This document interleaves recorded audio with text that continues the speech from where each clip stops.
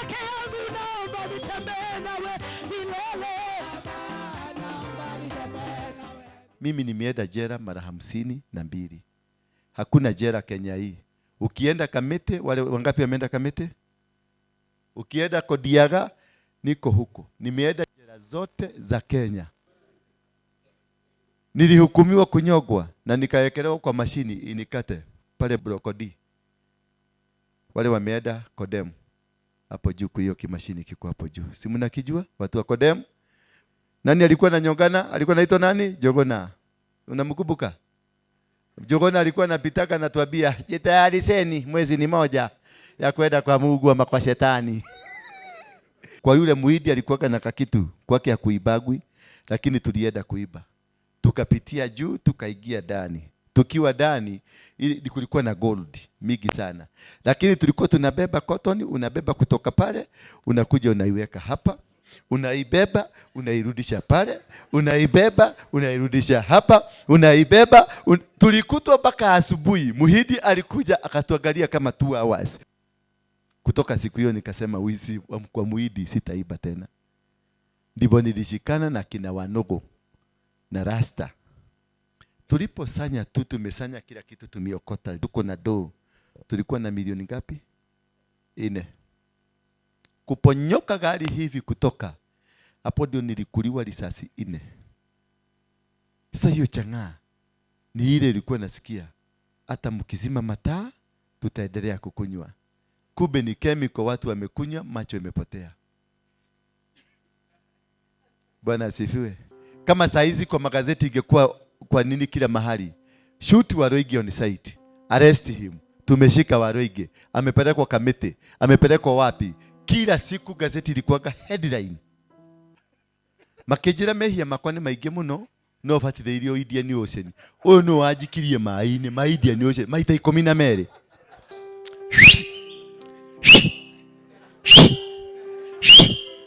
Tafarire no irugamirirwo ni Interior Furnitures na igacoka karugamirirwo ni kindu gitagwo kambuni itagwo Besma Sacco. Besma Sacco ni aigithia na kuria wagirwo ni kuiga mbeca ciaku nigetha ukaheo roni wakakombithio ukaruta wira. Ni andu marateithĩrĩria andu kuonjorithia, ni andu marateithĩrĩria andu ni guthie na mbere.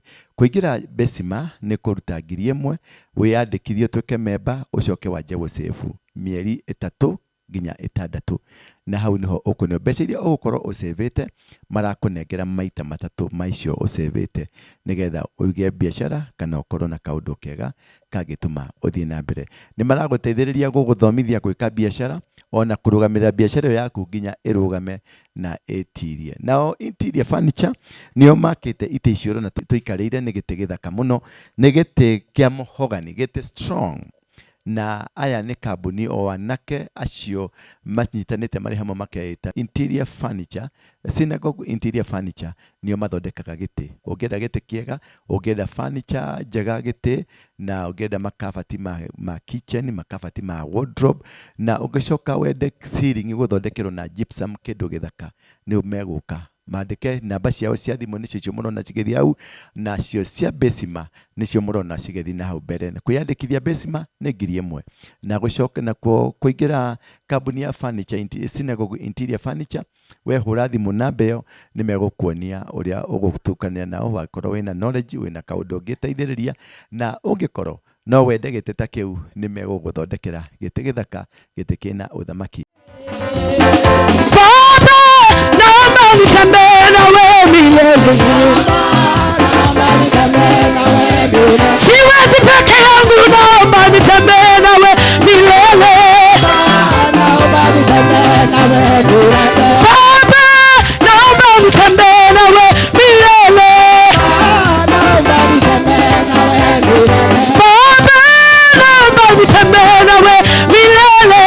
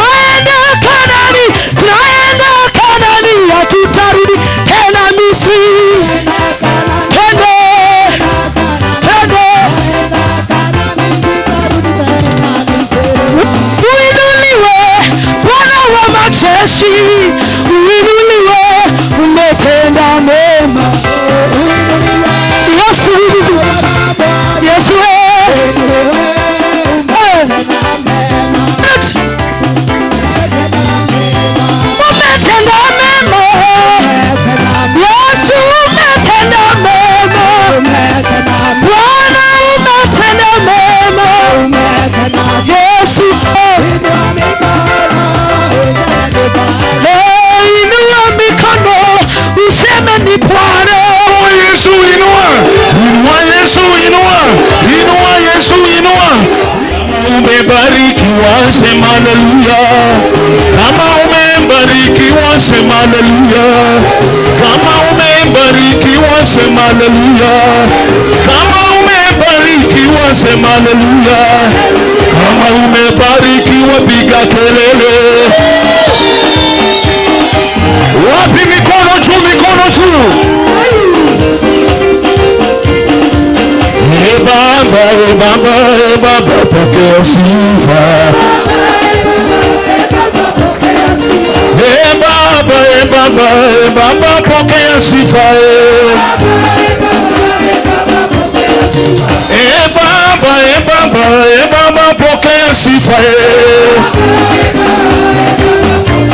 Baba, Baba, Baba, pokea sifa.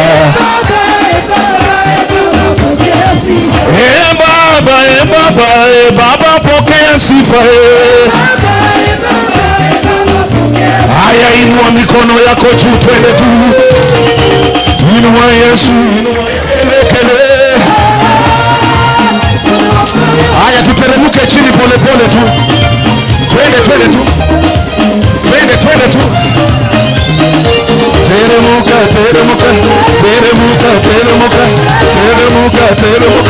Teremuka na Yesu asikuponyoke, umshike mkono, tembea na Yesu, ruka.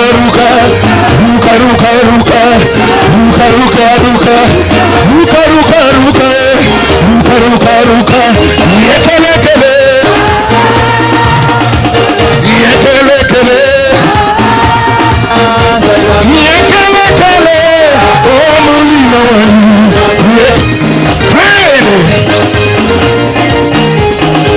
Geuza gari yako vizuri. Twende pole tu.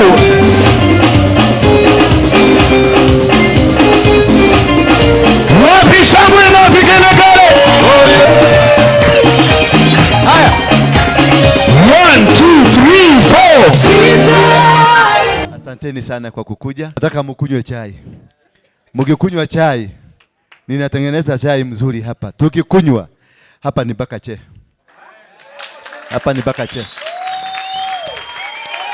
Nani anataka kusalimia watu? Kuja. Okay, Bwana Yesu asifiwe. Kwa majina anaitwa Solomon kwa wale hawanijui. But kulingana mimi hiyo ni jina langu ya kuzaliwa yenye nilipewa na wazazi. Naitwa Solomon Kusolo Amboka. So mimi nimefurahia sana kufika hapa siku ya leo. Nimefika hapa nimejikuta niko kwa ibada, lakini napenda. Cause kama ingekuwa ni kupenda kwangu singekuwa hapa. Najua ni mapenzi yake Mwenyezi Mungu, si ndio? So mimi ni kusema tu mbarikiwe. Pigia makofi. Pigia wewe makofi.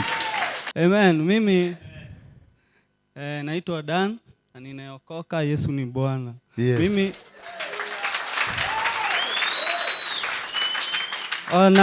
nikikuja hapa juu, mimi nakuja kwingine church. Kwingine tunaenda huko Green Park na ule. No, leo ninafurahia kitu kingine sioni kuona hivyo. Umefurahia nini? Amen. Umefurahia nini?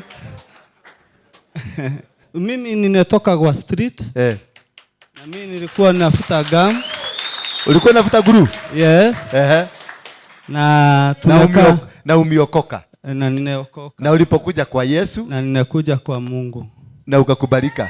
Amen. Si mpigie makofi jamani. Yule alikuwa ananijua nikifuta gum, madawa ya kulevya, kila kitu. Mimi nilikuwa kwa mbaya sana tao. Mimi nilikuja wakati wa Moi. Mimi saa hii ukiniona hivi, si ati nikuwa hivyo ninekaa. Maisha yangu inaharibikia huku kwa street. Kweli anatambia marafiki wangu, kitu mbaya ni gamu na madawa ya kulevya. Achana nayo. Mwingine anaenda na kutajirika juu ya kitu kidogo sana. Ile mama alikuwa anatuhusia gamu hapa Gurogo. Huyo mama yeye anakula nyama na mimi naenda ninanunua gamu ya mbao ama ya 10. Na mimi naenda kukula githeri ya 10. Bwana asifiwe. Kweli wewe uijasie Hivyo ninakuambia. Oh, yeye anakula nyama. Yeye anakula nyama, mimi naenda nakula githeri ya 10. Na hapo umeweka dawa kwa mwili. Na naweka dawa kwa mwili. Na watoto wake wanapelekwa carnival. Na watoto wake wanaenda kukaa mzuri. Amen.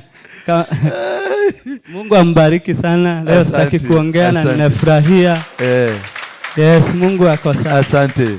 Sisi tulikuja hapa asubuhi, kwa majina ni Erikana Waiyaki. Ni pastor alitualika. Sasa tulikuja siku nyingine hapa Kesa tukiwa na huyu ndugu yangu. Mimi nilijisikia nikiwa kwa street. Lakini sio mwisho wangu. Mimi nafanya kazi ya mjengo, mimi ni fundi. Lakini kazi inasaa kosekana, lakini naamini Mungu.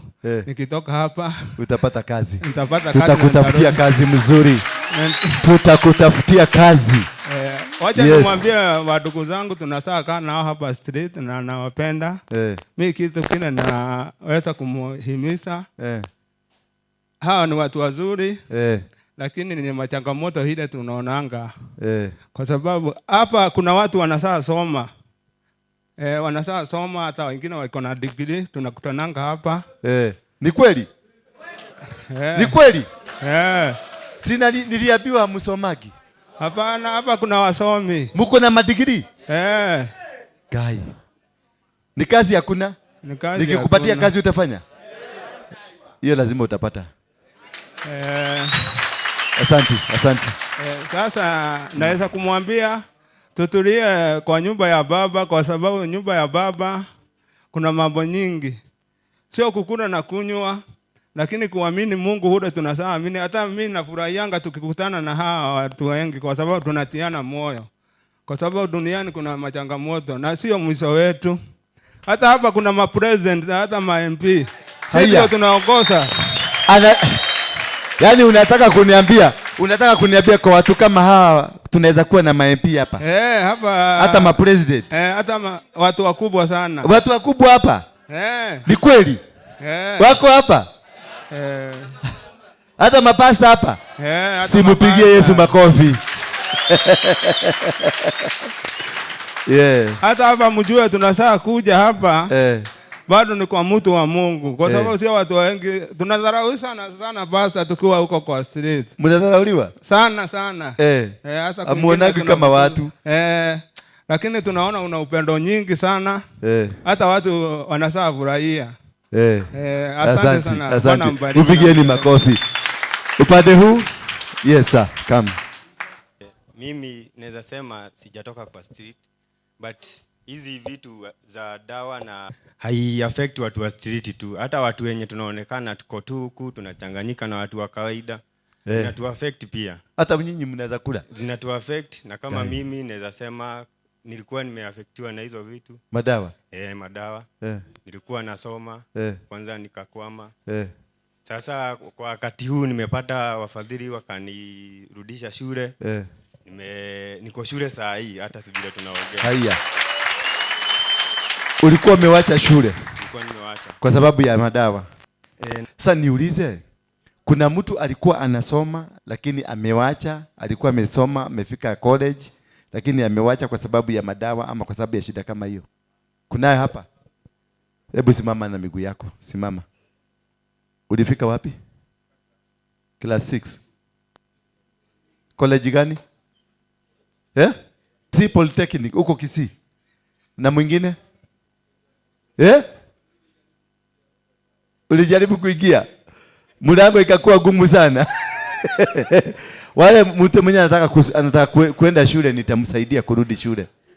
Tuendelee.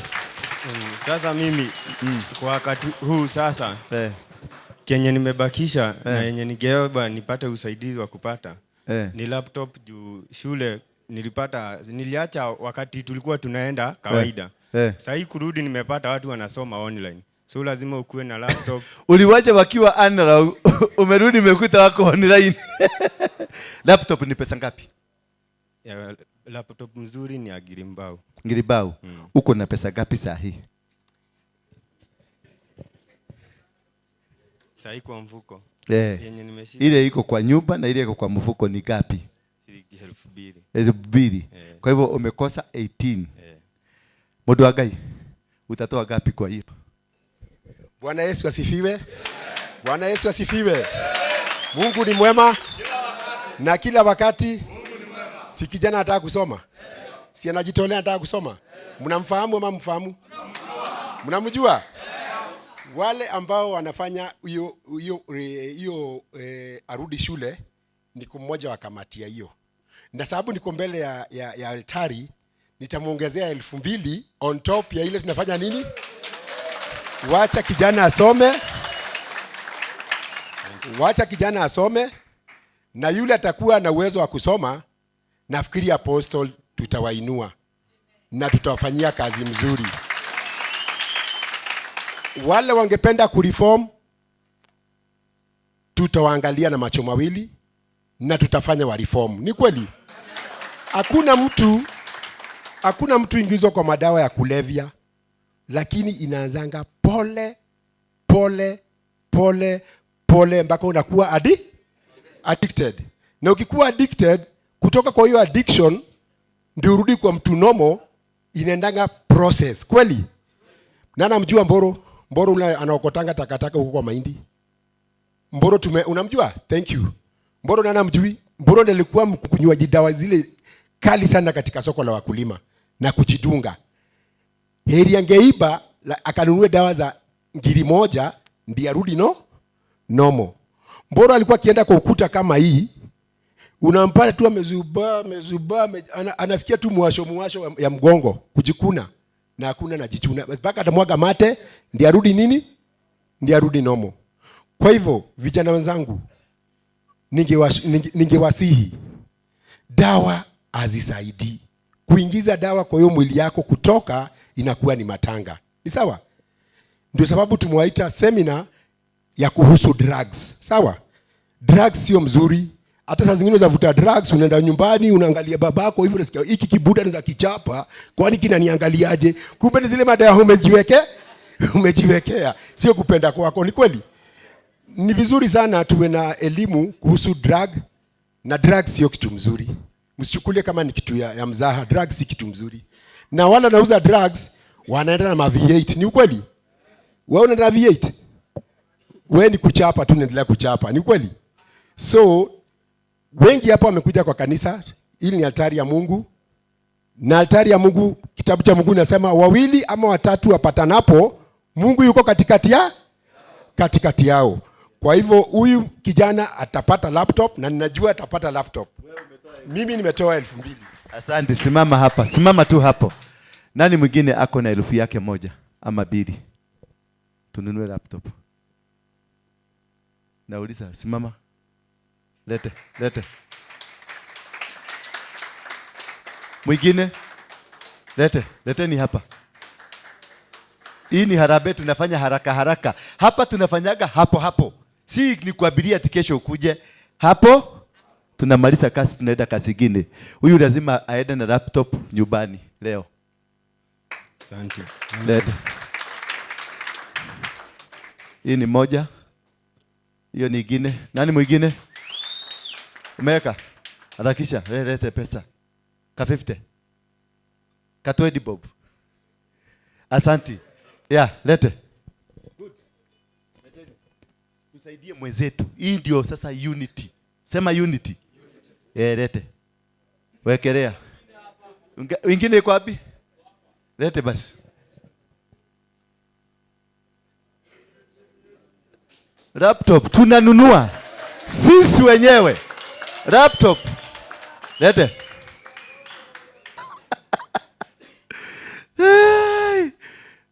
Tufuke mlango. Yako iko hapa. Yes. Nikugana weka. Tuhesabie hii pesa.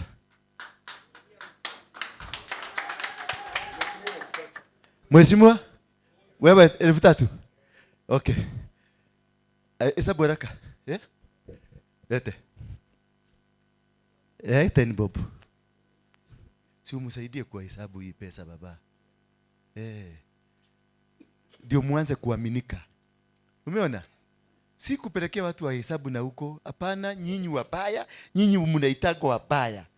Tunawaonyesha hatuwezi kufukua wabaya. Sisi ni watu wazuri. Si umeona sasa tumenunua laptop? Ni wadosi wamenunua ama ni sisi? Ni sisi. Wacha tuone ni ngapi imetosha. Wewe fanya haraka. Kwani si nilikuwa nataka kukuandika kazi ya banki? Si bagi, bank. Sasa niuliza si niandike security ya kuchunga.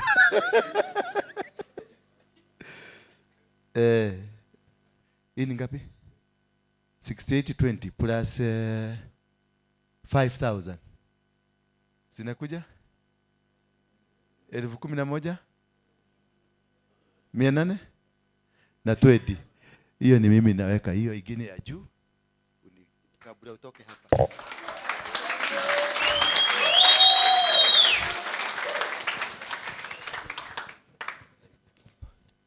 Hiyo juu imefika, hiyo ni 11, inahitaji 9. Unaitisha 4. Sawa? Eda ukae chini. Unahitaji bodyguard ya kukuchuga. Ndio hiyo mwingine, ndio hiyo. Patiana hapa, mpatie. Sasa imebaki 3. Imebaki 3000. Sema 3000. Wewe unatoa ngapi? 500, mpatie. Ndio mpatie sahi. Don, unatoa ngapi? Thank you. Wacha nini niwapatie ka story kamoja. Wani naona ninasaidia mtu kama huyu, ninataka nikusaidie pia. Bwana asifiwe. Wacha nikupatie my personal story yangu. Ndio tujue tutaenda mbele ama hatuendi, si ndio? Ndio niwite wale wakubwa wetu wakuje waongee maneno mbili, lakini kabla tusijawaita nikupatie my personal story. Mimi nikiwa na miaka 17 nilikuwa mtu dangerous. Miaka ngapi? Lakini tuache ya hapo miaka 17. Kuna wakati ilifika nikakuja Nairobi, nikatoka kule nyumbani. Kwetu baba yangu ni tajiri. Ako na bibi gapi? Sema 2. Munisaidie kuhubiri. Ako na bibi gapi? 2. Watoto tuko 20. 10. Nikanyororo. Baba yangu alikuwa kukudeja. Bwana Yesu asifiwe sana. Kwa hivyo ukaona mzee ako na watoto 20, ni masikini ama ni tajiri? Ni tajiri. Mimi nimesoma mpaka university. Wakati nilitoka kule nikakuja kuishi pale Mweki. Wangapi wanajua Mweki? Hapo Mweki. Kuna nyumba ilikuwa zamani iko na Kasarani Medical Center. Hapo chini ndio nilikuwa naishi. Ndugu yangu na yeye akaingia kwa wash. Nilikuwa nakaa na ndugu yangu. Akaingia kwa nini? Kwenda kwa wash akaekwa Magathe mpaka Kasarani police station. Na mimi nikaachwa nyumba, nikashindwa kulipa. Wale watu walikuwa karibu sana, ni wale walikuwa naokota machuma na takataka. Wanaitwa nini? Wanaitwa nini? Mimi nikauganika na wao na nikaanza kutembea na wao. Mimi sikuja kujua, nilikuja kujua baadaye kumbe nilikuaga chokora kwa sababu nilikuwa navaa combat na nakaa kama wao. Na tunaenda tunaokota machuma na tunafanya wizi. Kutoka hapo polepole ndio tulienda pale Githurai roundabout ya 45. Hapo ndio Dadora dubbing site ilikuwaga. Ikahamishwa ikakuja Dadora. Ilipofika Dadora, sisi tulihama kutoka huko nikakuja Dadora. Dadora ikianza, sisi ndio tulianzisha. Na nilikuwa nabeba nini? Kigunia. Nilikuwa nabeba na nini? Na kakisu na glue. Naweka hapa. Kama hii yako. Nilikuwa nabeba kama hii. Nani yako na glue? Nani yako na glue? Lete tu usiogope. Hii ni nyumba ya Mungu. Kuna mtu atakutishia maisha hapa. Mtu atajaribu kukutishia uniambie. Tumfinye kidogo. Hapa ni kwa Mungu. Mungu wetu ni komanda. Sema ni komanda. Hachesagi, si ndio? So nilikuwaga na gunia yangu na nilikuwaga na glue kama hivi. Nadhani ndio hii. Weka. Na niliishi hivyo kama miaka 10 hivi. Hapo Dadora. Baadaye niligeuka nikakuwa mwizi wa pickpocket. Nikakuja OTC. Hapo nimesanya watu vizuri. Sema kusanya. Na nilikuwa na uwezo wa kuchagua noti ya 1000 katikati ya manoti zingine nachomoa hivi. Kama unataka kama huamini niambie tufanye saa hii tuone kama sichachomoa. Nitachomoa. Anga yule ni wewe unakuaga wa hiyo kazi. Unafanya amejishika. Angalia kama imeenda. Bwana Yesu asifiwe sana. Nikiwa katika hiyo hali, nimeshikwa, nimeenda ndani, nimetoka. Mimi nimeenda jela mara 52. Hakuna jela Kenya hii. Ukienda Kamete, wale wangapi wameenda Kamete? Kamete maximum. Ukienda Kamete maximum, Brokodi, room 38, utapata jina yangu hapo. Ukienda Ida, room 38, Broko F, utakuta jina yangu huko. Ukienda Manyani, kuna majina zangu huko. Ukienda Kodiaga, niko huko. Nimeenda jela zote za Kenya. Wangapi wameenda Kodiaga? Kodiaga massive? Manyani massive? Yeah? Hii mwili yangu nikikufungulia hapa nikufunulie, nimepigwa risasi 12. 12. Na walinipiga wakaacha kama nimekufa. Lakini venye nilifufuka sijui. Bwana Yesu asifiwe sana. Nilihukumiwa kunyogwa na nikawekelewa kwa mashini inikate pale Brokodi. Wale wameenda Kodem.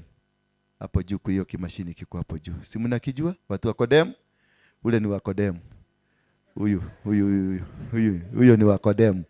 Watu wa Kodem. Unaona hapo Kodem? Hiyo mashini iko wapi?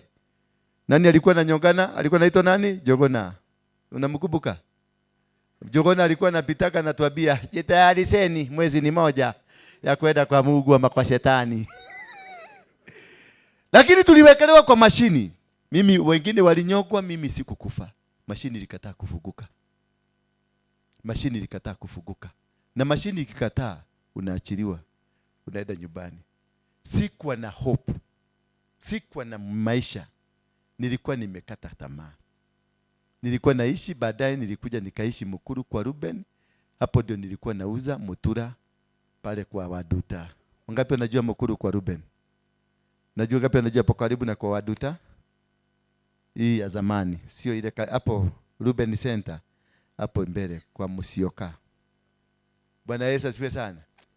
Niliishi hapo nikiuza mutura na waliogo. Wangapi wamekula mutura na waliogo?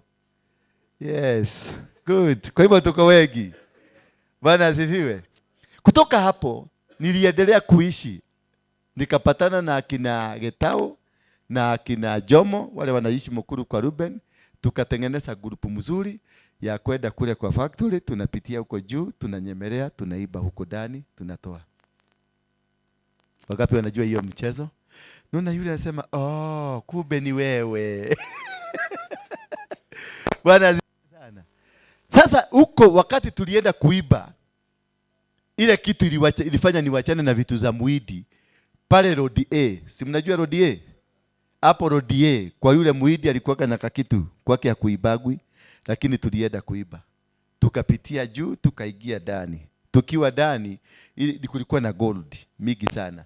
Lakini tulikuwa tunabeba cotton, unabeba kutoka pale, unakuja unaiweka hapa, unaibeba, unairudisha pale, unaibeba, unairudisha hapa, unaibeba.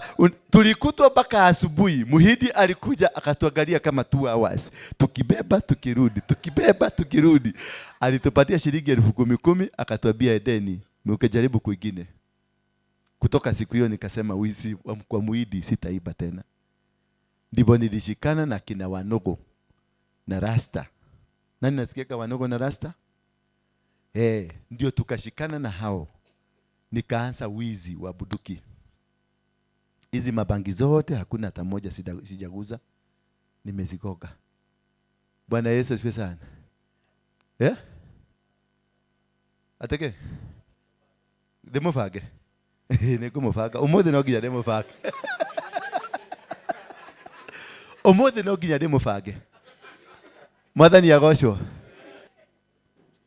Mumefurahi? I'm one of you. Mimi ni nyinyi. Nimetoka mahali huko. Hapo huko saa hii utatoka. Kuna Mungu mbinguni. Siku moja nikiwa jela hapa industrial area.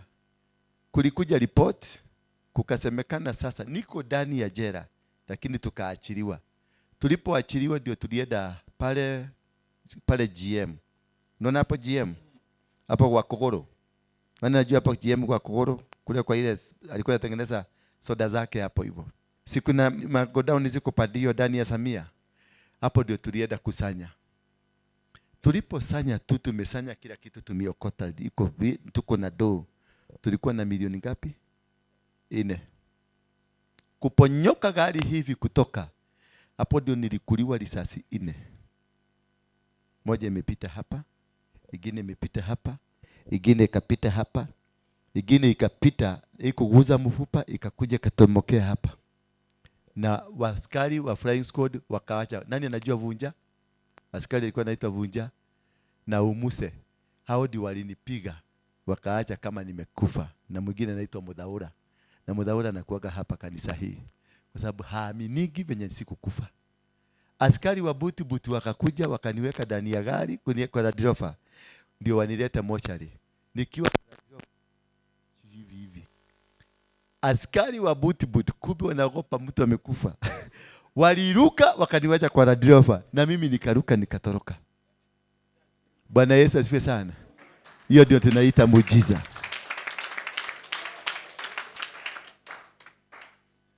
Siku hiyo mimi sikuwa na matumaini ya kuishi.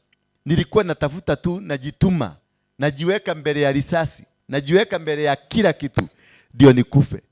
Lakini sikukufa. Kipindi hiyo sasa na mimi nikashikana na wamama wa Mukuru kwa Jega, kwa Ruben na Kayaba na Rugaruga. Wale walikuwa nauza chang'aa. Nikashikana na wao kuwalindia chang'aa yao ndio wapelekee watu usiku. Sasa hiyo chang'aa ni ile ilikuwa nasikia hata mkizima mataa tutaendelea kukunywa. Kumbe ni chemical watu wamekunywa macho imepotea. Bwana asifiwe. So kuna kitu nataka unielewe tu. Mimi sikukuja kukuhubiria kwa sababu wewe huhitaji kuhubiriwa, unahitaji kuambiwa there is hope after this. Kuna watu hapa wanaingianga kwao milango inafungwa. Kuna watu wanaendaga kwao nyumba zote zinafungwa mpaka maubwa zinaachiliwa nje kwa sababu mwizi ameingia. Kuna watu hata brother yako akikuona tu anajifanyaga halo, atelaga atias. Atelaga atia. Unaona napiga chochoro na anaenda. Bwana asifiwe sana. Lakini one thing I want to tell you. Licha hiyo yote Mungu alikuja na kanionekania. Na alipokuja hakukuja peke yake, alikuja mpaka na shosho yake, na guka yake, na maanko na maanti wakanitembelea na mali zote wakanitembelea naso. Na wakaniambia kwa sababu ya kubadilika kukuja saidii, tutakusaidia na tutakubariki.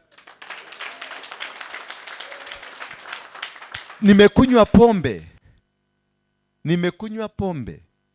Unajua kale kengine kama kuoka kamechoro saduku pande ndani. Jenesa. Mnakajua?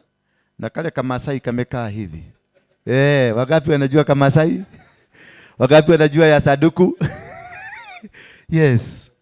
Hizo tumekunywa. Baka wakati nilikuwa nakunywa nakuta mafi imetoka peke yake. Inatiririka hapa. Lakini huyu Mungu hakuna siku atakuacha. Bwana Yesu asifiwe sana. Huyu Mungu hakuna siku atakuacha. Nilikuwa nimewachwa na mama yangu, niliwachwa na baba yangu, niliwachwa na ndugu zangu, marafiki wangu wote waliniwacha. They never liked me. But when Jesus came, naonaga mama yangu yuko hapa anatembeaga nasema huyu ni kijana yangu. Madugu zangu zote wanakuja kwa nasema huyu ni my brother. Usicheze na my brother. We, ukicheza na my brother nitakumaliza. Na kuna wakati my brother walikuwa nasema tuashi arago wake tikavage kwete. That life, that is the life you are living. Watu hawakupendi. They don't see you like a brother. But there is one thing nataka nikwambie. Ukubali, ubadilishe maisha ambayo unakaa. Naye Mungu atakubadilisha. Huyu Mungu hakuna nyumba ajui. Huyu Mungu hakuna njia ajui. Na anakujua kwa majina yako. Na atakubariki katika majina yako. Mimi nakujaga na hubiri. Hapa ni kusafi? Mnaona huko ni kusafi? Hapa ndio nakujaga. Mimi ndio pastor hapa. Bwana Yesu asifiwe sana. Mimi ndio nani? Mimi ndio pastor hapa. Hapa unaona hapa tu. Mimi naendesha kigari kikubwa, kizuri. Bwana Yesu asifiwe sana. Mimi nyumba yangu ni kubwa, mzuri. Mtu alikuwa anyogwe. Naendesha Prado. Mtu alikuwa anyogwe. Nakaa Kareni na wao walikuwa nataka ninyogwe, nakaaga na wao. Nikipita hivi, siku moja nilienda kununua shamba Kareni, nikawaambia mimi naitwa nani, wakaniambia ogoja kidogo tuende pale tuongee. Msemo mmoja akatumwa, akaulizwa ati ulisema unaitwa nani? Nikamwambia naitwa nani. Baba yako ni nani? Nikamwambia. Akaenda akawaambia ni yeye. Tena mwingine akatumwa. Ati ulisema unaitwa nani? Wase 6 walikuja wakiuliza ulisema unaitwa nani? Nikawaambia sasa mnaniusia 7 ama mniusi? Kwanza nyinyi na wewe mmeingilia wapi? Shamba ni ya huyu. Umeingilia wapi? Nikamuuliza huyu, ni uranyenderia Mungu ndaka duranyenderia. Akasikia nimebadilisha sura. Na akaona sura, tumuse tukaondoka. Sometimes unawekaga sura ya kasi. Tumuse tukaondoka. Tulipoondoka tukabaki na mwenyewe. Nikamwambia, uniletea ujinga ya nini? Ni nini huu ulikuja kuniambia? Ni pesa unaona kama sina? Ama niingie kwa buti nilete pesa? Nilikuwa nimesanya pesa mahali. Nikamwekelea hiyo pesa hapo, nikamwambia, ulikuwa nataka milioni 20? Ndio hii. Akaniambia hapana. Twende kwa bagi, unipatilie kwa bagi. Na akatangulia na gari yake akaendaka kwa bagi. Tumuse tugine tukatoroka. Wakati Mungu atakuja kukubariki, wale wote wanakuaga vizuizi ya kuzuia wewe, wote watapotea. Utawachwa wewe na Mungu yako. Bwana Yesu asifiwe sana. Walijaribu hata kunisuia nisikuwe na mchaga, wakajaribu kunisuia nisipate kitu yoyote. Lakini wakati Mungu alikuja, jina yangu peke yake ilikuwa tisho kwao. Wakakuja, ati ulisema unaitwa nani? Anaenda anaambia watu ni yeye. Wanarudi tena, ati mwanake ateugire wetagwo. Kwa sababu wewe ukiangalia sura yako na wale watu wote wanakujua, hauna sura ya pesa, hauna sura ya kubarikiwa, hauna sura ya kukaa nyumba kako, hauna sura ya kununua shamba. Lakini kuna kitu kimoja nataka nikwambie. Hiyo sura hauna sasa, lakini imefichwa mahali fulani na Yesu. Wakati Yesu atateremka kukubariki, atakupatia hiyo sura na watakupatia vitu zako. Bwana Yesu asifiwe sana. Hawa ambao unaona wanakuuzia madawa za kulevya, hawakupendi. Maana kwao wanaishi Ruda. Mimi najua matajiri 6 wa madawa ya kulevya wanaishi Ruda. Wanachukua na askari kifo isiwakute. Lakini wewe wamekuletea dawa wapi? Dawa hapa. Wamekuletea chang'aa. Yeye anauza chang'aa, lakini anatisaga mutaska, anakunywa mutaska. Nataka nikuambie siku hii ya leo, mimi nilikuwa hivyo, nilikunywa chang'aa, nilikunywa bangi, nilijiduga madawa.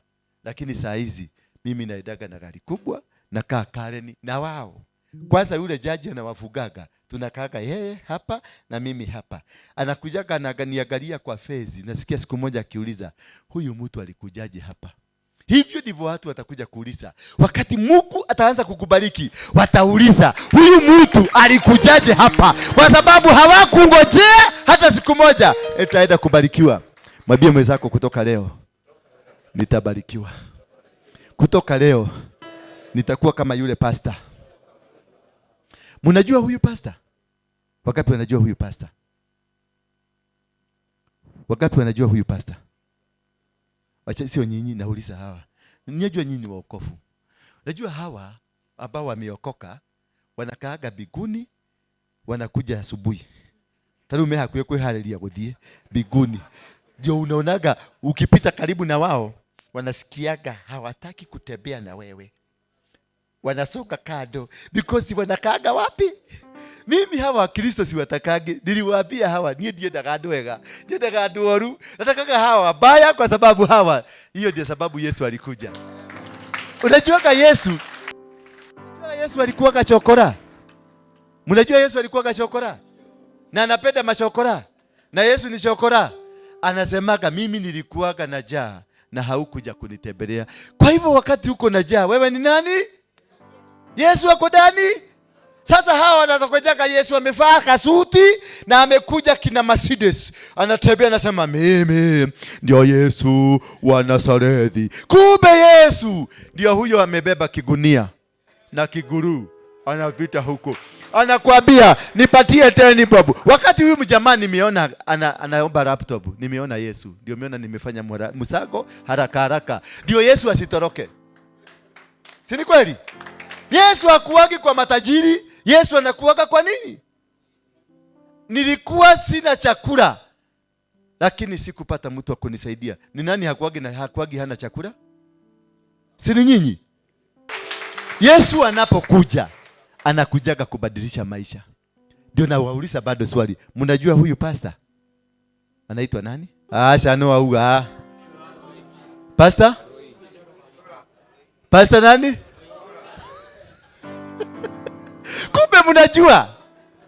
Kumbe mnajua. Sasa wakati nilikuwa upande hiyo, si mnajua historia ya upande hiyo? Wakati Mungu alikuja, unaweza kusema ni mimi? Si hao ni watu wawili. Nilikuwa mpaka na madent huko. Hata naona kama tulikuwa na wewe. Nimekukumbuka. Na wewe tulikuwa na wewe wapi? Tukakoroka na weko. Ameniruka. Na mimi namjua alikuwa kakea watu lakini hakuna shida. Bwana Yesu asifiwe sana.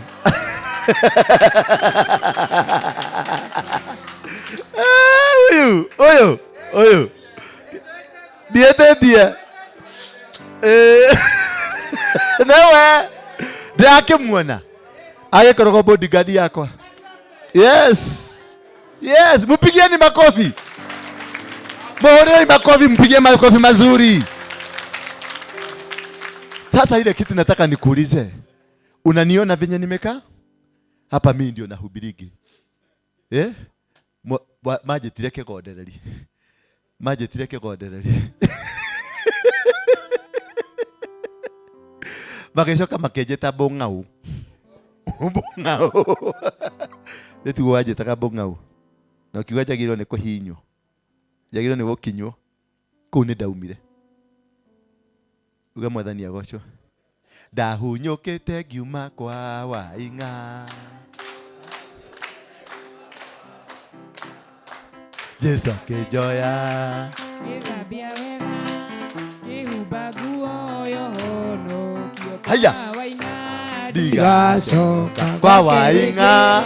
Digacoka. Kwa Wainga. Digacoka. Kuu ni kwa Wainga. Mimi ndio nilianzisha hiyo kikundi ya Mugeke. Na nidambĩrĩirie. Hiyo kikundi ya Mugeke mimi ndio nilianzisha. Maina Njega ni kaseni yangu. Mama yake na baba yangu ni tumbo moja. Tulianzisha kwa nyumba yangu kakiboko kangu. Mimi ndio nilikwambia uvute tubako na mimi ndio nakwambia tubako si mzuri.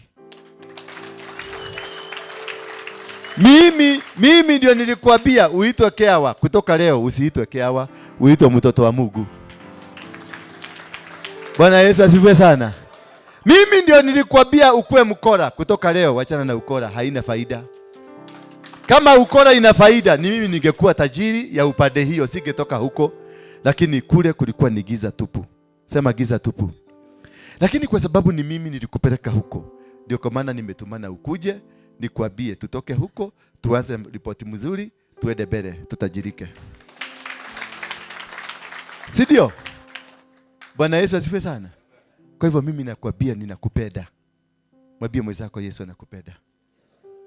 Na ndio kwa maana atakubadilishia maisha. Maisha yangu imebadilika, haijabadilika? Niko sawa? Niko sawa kabisa. Ninataka tutakuwa hivyo. It is a process. Sikuahidi mambo makubwa. I know it is a process. We will walk together.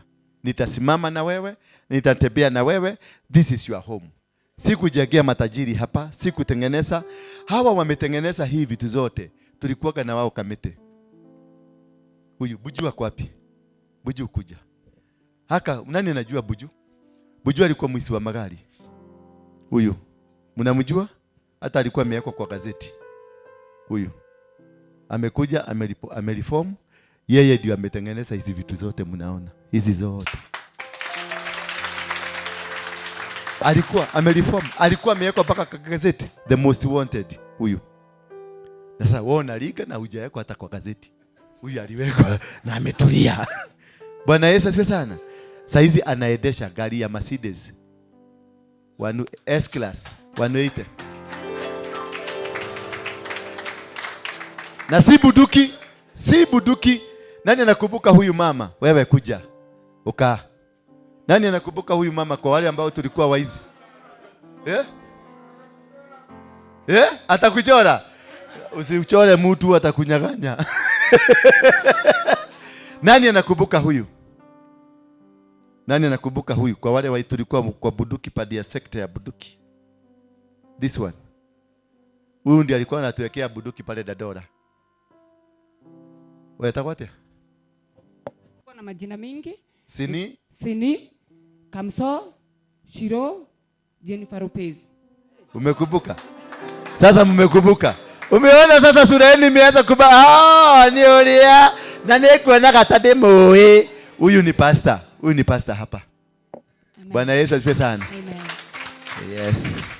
Aliwacha akabadilika.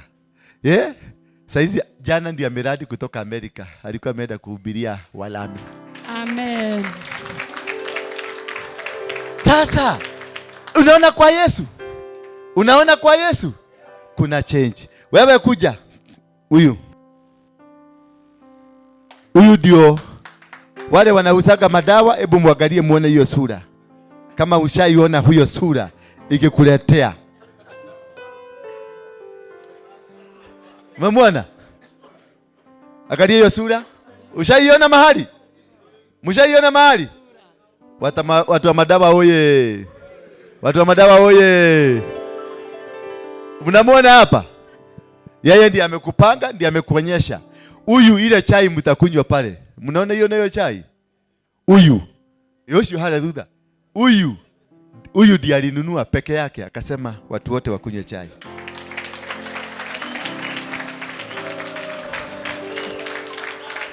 Amen. Sasa kwa Yesu ni kwega. Kwa Yesu ni wanawake na so kuna kitu nataka niwaambie, asanteni sana. There is one thing I want to tell you. There is a God of another chance.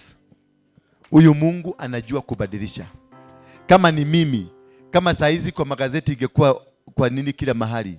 Shoot Waruingi on site. Arrest him. Tumeshika Waruingi. Amepelekwa Kamete. Amepelekwa wapi? Kila siku gazeti ilikuwa headline. Siku hizi mnanisikiaga kwa headline, mnanisikiaga nikihubiri. Niko na TV station. Hii mnaona ni TV station yetu. Bwana asifiwe sana. Tuko na kabuni. Angalia zile viti tumejegea hapa. Hebu angalia ile kiti tumejegea hapa. Hebu angalia. Emancipate yourself from mental slavery. None but ourselves can free our minds. No fear for atomic energy, 'cause none of them can stop the time. For how long shall they kill our prophets as we stand aside and look? Hallelujah! Piga makofi! Hallelujah! Yes! We cannot stand aside and look as they kill our prophets. Oh, yes. We must confess na tuambie Jesus is the Lion of Judah. Hallelujah! Helislas is not the Lion of Judah. Jesus is. Unaona hiyo kiti? Tumeichogea hapa. Hapa. Kama hii tulipatia Ruto. Anakalia kama hii. Kuja usikie venye Ruto anasikiaga. Kuja hapa. Kibia. Tengera. Yes. Waikarire gite giki na wetiranie. Waikareta gitoka ndoga ikareta mundu fake. Yes.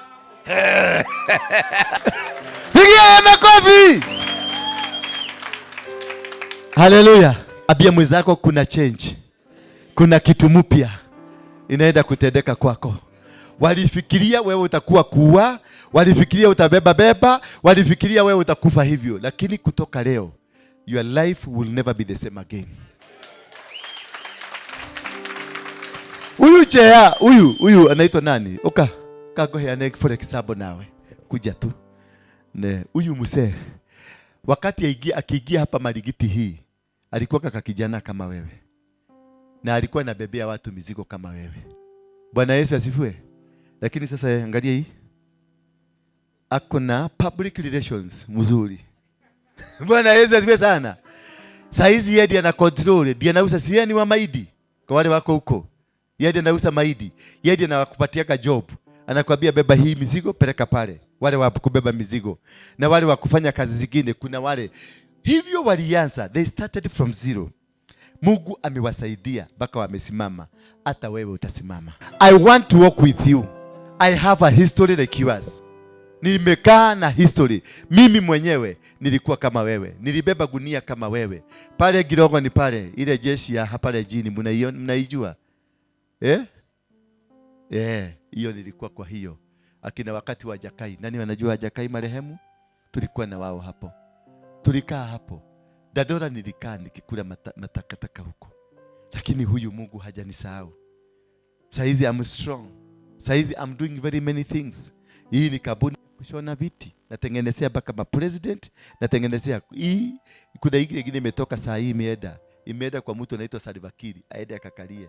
Mimi abaye nilikuwa nikufe. Hata wewe uko na akili. Ni venye walikuja wakakuharibu. Uko na akili na hiyo akili yako. Ukiileta tukae na wewe hapa chini, tutapaga kitu na itachomoka. Kama tulikuwa tunapagia begi na tunatoka na pesa. Kahakilisho cia thireko. Niko kufaga. Nguvagire kaundu kega. Gakwena kundu kuu kado. Niko kufagira. Kuu ni uginya gutume uthii ugire mbeca. Mwathani urenda gutuka muici? Mwathani agocwo. Bwana asifiwe sana. Kwa hivyo there is nothing cannot make you change. Your life iko hivyo sasa. Kesho is a different life. Saizi wanakuona haufai. Manaona kashokora. Simama hapa kashokora. Wanaona kashokora. But this man unaweza kukutana naye akiendesha Prado, akiingia bonge. Licha kutoka siku hiyo nimeokoka. Nimetembea 37 countries na nimekutana na ma president 37 countries. Hallelujah. Hallelujah. So your life will come up again. Ninataka yule atataka tutembee na yeye. Yule atataka tutembee na yeye. Inua tu mkono wako juu. Sasa mtafanya hivi kabla tutoke. Uniachie jina yako na namba yako. Alafu nitakuita, mtakuja tutakaa. Hii ni kanisa na hapa ni kwenu, mkuwe mnakuja. Nataka tukue tunakuja kila siku mkiweza. Tunakuja lunch hour, tunaomba Mungu, mnaenda kazi zenu. Ndio tutoke hapa. Nataka tuende tufundishe hawa kwa sababu hawa wanawachukuliaga vibaya. Unaona hawa viongozi wanachukuliaga vibaya, wanasemaga nyinyi wachafu. Sasa tutatoka hapa. Tuende hiyo Marikiti na mimi tufae magambut na tutafute vijiko, tusafishe Marikiti yote, tuambie change has come. Na sisi tutawaambia hawa kaa chini, tuwafundishe maneno jinsi ya kukaa. Tuambie we have changed. Watu wote wa Kenya wakikuja wanasema Mungu aliteremka mahali hapa. Ndi siku gani mnataka tuingie Marikiti? Wacha niwatafutie reflector. Si ndio? Niwatafutie reflector, tutaingia hapo. Next week ama tutapanga na wale wasee tuingie hapo ndani. Sisi wakae kado. Wafanya nini? Mumesikia? Mukae kado, tuwaonyeshe we can bring change. Wasiwache matige kumukuaga wana. Matige kuweka atia. Yatiguo. Tulete change, tulete usafi. Na kutoka hapo utaona maisha yetu itabadilika. Namba 2, tumetumiwa sana na madawa. Na wale wanatuletea madawa hapo. Nimepita hapa Juma hapa. Kuna pombe, yani unagusia ugakuwa kimurigo kinene ugakuwa. Ukagaba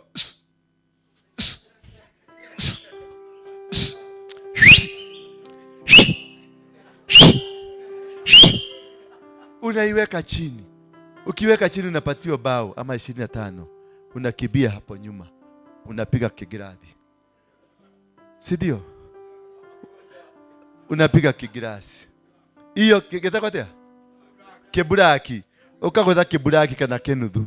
Ukitoka hapo unajikuta pale chini kwa hizo mamikokoteni, umelala kwa mikokoteni, umeinua tumguu juu, hivi, mata tu inamwagika na hizi zinatembea hapa. Hiyo maneno tutakataa. Sema tumekataa. Sema hiyo maneno tumekataa. Sema katika jina la Yesu. Sema katika jina la Yesu. Hiyo life lazima tutawacha. Si mkokoteni tutapaki maroli zetu hapo. Hatutapaki mikokoteni, tutapaki mapickup hapo, makanta hapo, tutapaki magari zetu personal, tutapaki mapikipiki zetu, maana life has changed. Bwana Yesu asifiwe. Bwana Yesu asifiwe sana. That is all what I want. Muni promise to, I will walk with you. I will walk with you. Saizi mnaniona, nilikuwa kachokora, but I am a millionaire sasa. Na sijaiba, Mungu ameniletea. Mungu amenifanya nimekuwa tajiri. Na kutoka sasa tutafanya kazi, totikoia. Tutatumia hii akili tuko nayo. Igalia kimutu kama hiki, hebu simama. Hiki kimutu kahaha. Kimutu tagike kina akili nyingi muno. Na hinya, kina akili na kina hinya. Unakiona atia? Ekege shejerio tu maisha hanini.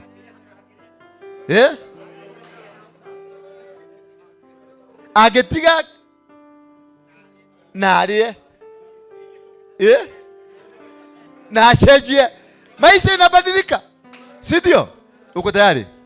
Thank you. Angalia mzee kama huyu. Hebu mvalishe kama na suti. Naona huyu amevaa kale kasuti kana size 38. Ka fitting. Amekaa kwa hiyo kiti. Si ni millionaire huyu? I want to tell you, all of you are millionaires. Nyinyi nyote, you are all millionaires. You are a millionaire. Na dokoia pesa cia mundu, no ni ugutonga. Ni ukwiinukia na gari yaku utwarithagio uguo, ugapaki kwa nyuja. Mwathani agocwo. Umenielewa? Utaendesha gari yako. Mimi naendaga na gari zangu 2 ama 3. Nikibeba marafiki, tunaenda nyumbani. Tunanunua kabusi, tunachija nyumbani, tunakula. Ukaigwa yega. Utakwihugura uguo, kana utakorora kiria. Lakini hiyo kitu kutoka leo nitaikomesha. Kushikwa ovyo tutaikomesha. Lakini na nyinyi ujiulize, ni kwa nini nasipotiwa? Ni kwa nini nilikuwa spotted? Si sura baya. Kama ni sura baya, nitakununulia mafuta ya Vaseline kutoka leo. Utengeneze sura. Bwana asifiwe. Mwathani agoshwo. Sipiga makofi. Sasa hiyo yote nimeongea hata hujasikia. Hujasikia? So kuna vitu vitatu nataka tufanye na nyinyi. Kwa sababu mshaitwa kanisa ingine mkaenda. Hii ndio kanisa ya kwanza.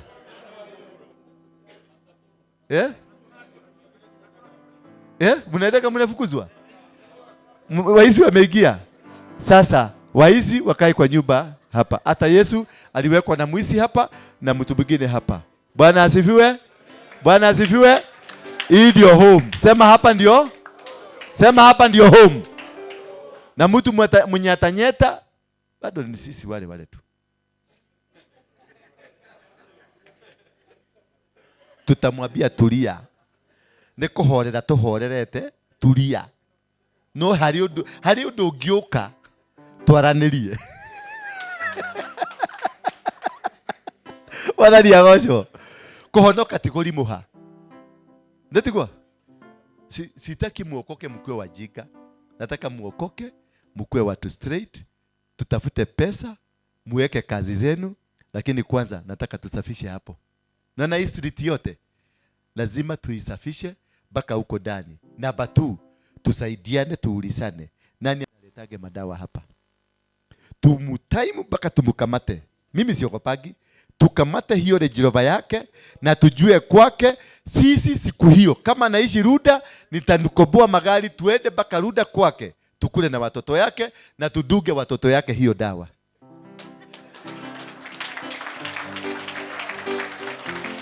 Sidio? Unajua hakuna haja wewe ukulilage dawa lakini mtoto yake anaenda Switzerland kusoma. Hapana. Tutaenda huko na mimi ndio nitakosa. Mimi ndio ni ndishoka na rifadhi. We nikio ratire mukihahanirira. Mwina mubango uriku. Eko huta. Yule haria gurugire cai na migate na mukimo ni uroka na nyama cia njino. Ndotige we niki. Niki we, niki. Niki. Aba okay, ugeithia andu. Uka. Tobeto. Uka haha tobeto gai.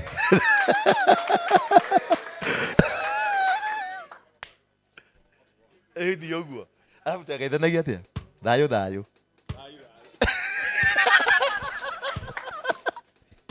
Thayo, hutia ngoro ringi.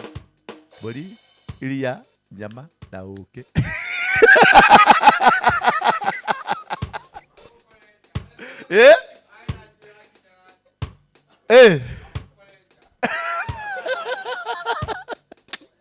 Wewe kwaja wewe ndio tukuruta wira munene nawe.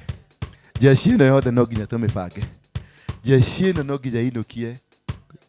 Ndikugucia mbogo ringi. Hatiri, nimekataa.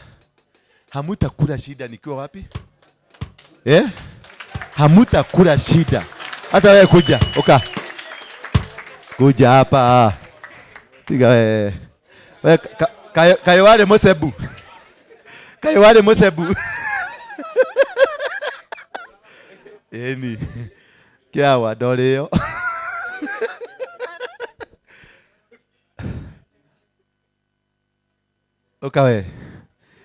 We. Uyu. Uyu. Wewe. Raro thutha kari ungiwigire tuendereta. Dungu. No uyu. Acha dimoi. Kara. Sindi jeshi. Karieni hapa. Kaimwikarete itoka. Yes, boza. Huyo niwe bazu. Kadera keu.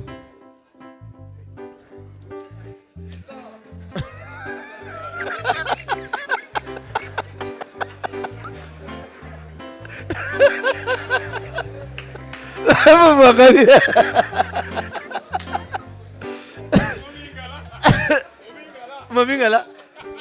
Jamige missing? Amiano.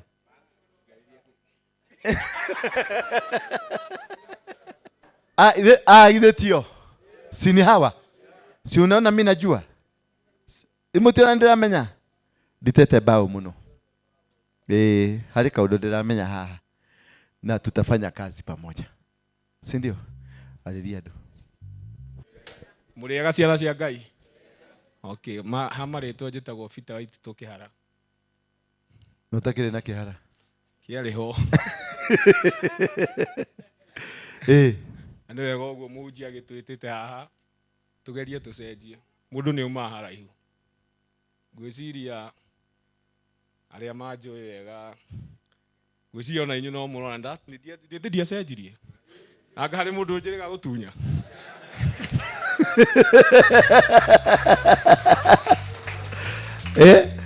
Ati he mundu erega gutunya. Ugo ni mwirugano. Meretu. Riu ni wega Ngai ni akona ihinda riu ringi. Ngokwenda ite kamucemanio Ngai agucenjie. Maundu no kahora.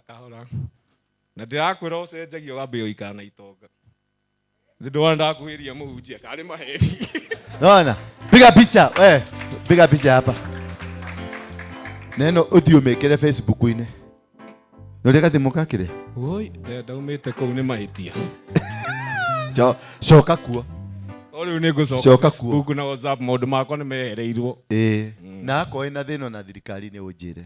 Nitatatua. Ni sawa. Bwana Yesu sana. Nitwarikia. Nitwakena. He muhunjia wi haha ndirenda amugeithie. Amwire ciugo igiri. Pastor Luke, kuja. Amugeithie tu.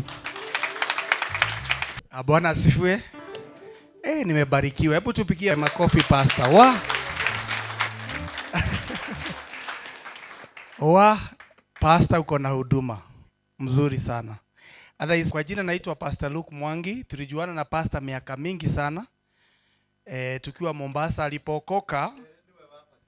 Yes. Muthuri uyu ri ni ndamumenete na ndamwendete maita maigana tondu arutire guku ndahonoka makindora Mombasa menanganga makinjira mehia makwa ni maingi muno no batitheirio Indian Ocean uyu no wanjikirie mai-ini ma Indian Ocean maita 12.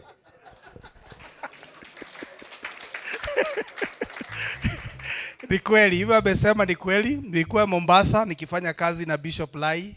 Nilikuwa crusade director wake na mijengo na mambo mengi. Na Apostle Nganga alikuwa rafiki yangu wa karibu sana. Sasa alipookoka Apostle Nganga kaniambia, "Wewe ni mwalimu wa shule ya pastor ya shule ya huduma. Na kuna mtu ameokoka wa maana sana. Nataka ukutane naye." Tukaenda tulipomaliza ubatizo, nikakaa na yeye karibu hapo Mama Ngina Drive. Karibu masaa 5 na nikampatia kitabu. Sasa Mungu ametuleta pamoja wakati huu kwa sababu tulikutana tena siku gani? Sunday. Sunday hii ndio tulikutana. Alafu akaniambia kuna wageni wa heshima. Ambia jirani yako wewe ni mgeni wa heshima. Akaniambia kuna wageni wa heshima watakuwa hapa. Nataka tu uje uwasalimie. Baadaye tutaanza mipango ya kufundisha watu mambo ya biashara. Mimi ni mwalimu wa mambo ya biashara. Kitabu ya Kenya ambaye ina promote uchumi wa Kenya, mimi ndio niliandika. Hiyo kitabu iko pale. Mimi ni mwalimu wa biashara, wa mambo ya biashara na pia pastoro. Nimefundisha wachungaji karibu 30,000 Kenya katika mambo ya ministry. Umesikia ile movement inaitwa God Bless Kenya Prayer Movement. Sasa ilianza kwangu kwa neema ya Mungu. Amen. Wakati mulisikia marori inazunguka Kenya mzima na kule Kasarani tukiombea Kenya na kudedicate Kenya na kule Uhuru Park, kwa neema ya Mungu ilianza na mimi hapa 2009. Amen. Kwa hivyo mimi ndio mwandishi wa hii kitabu ya Kenya na vitabu zingine kama 70. Sasa ndiye akaniambia nije nijuane na hao watu kwa sababu kuna mradi utaanza wa kufundisha watu biashara. Biashara ambayo unaweza anza kutoka kidogo iwe kubwa. Na ndiyo maana nilikuja tu kushikana na nyinyi wakati huu. Sikuja kuhubiria kile pastor umenihubiria. Hebu tupigie Bwana makofi kwa pastor. Kwa hivyo sababu ya leo tu ni kujuana na kutia pastor moyo. Nataka kukuambia hivi pastor, nilipokuwa nimeketi pale nilikumbuka mtumishi Mungu anaitwa Nicky Cruz. Nicky Cruz alitumwa pale New York. Na alitumwa katikati ya mambo magumu sana, drug peddlers, vitu kama hizo. Hata ushers wa kwanza walipopewa watoe sadaka, walikuwa wanachukua sadaka wakiwa na pisto. Usipotoa anakufinya na kuambia unajua lazima utoe. Saa hii Nicky Cruz, hao watu ndio mabilionea wa Amerika. Wale ambao wamesoma Gold Chasers ndio huyo. Na alikuja hapa Uhuru Park alikiwa amealikwa na waelimu, alitoa huo ushuhuda. Kwa hivyo vile nawaona sasa, Mungu anatayarisha mambo makubwa. Kuna masomo inakuja ya maana ya mambo ya biashara.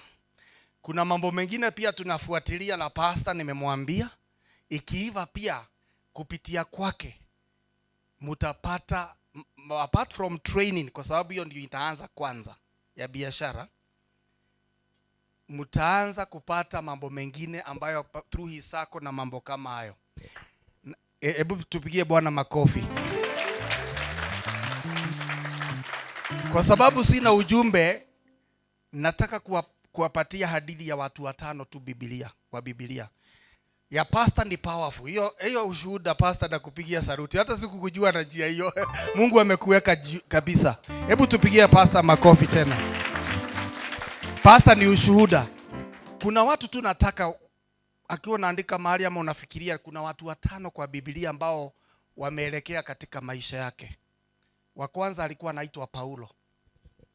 Ni wangapi wamesikia Paulo kwa Biblia? Paulo alikuwa muuaji. Na akachukua barua official ili aende akaue wale wote ambao walikuwa nasema wameokoka. Alikuwa amemaliza watu mpaka akachukua official letter kwenda Damascus kwenda kumaliza watu. Paulo alikutana na Yesu barabarani, akapata upofu wa siku 3, akatumiwa Ananias. Na nasema hivi, pastor ni kama Ananias kwako. Amen. Hebu tupigie makofi. Akatumiwa Ananias amwambie kile atakachofanya, akamuombea, akajazwa na Roho, akambatiza na akamwambia kile atakachofanya. Paulo la saa hii Biblia nimeshika imeandikwa 2/3 of the New Testament iliandikwa na Paulo. 2/3.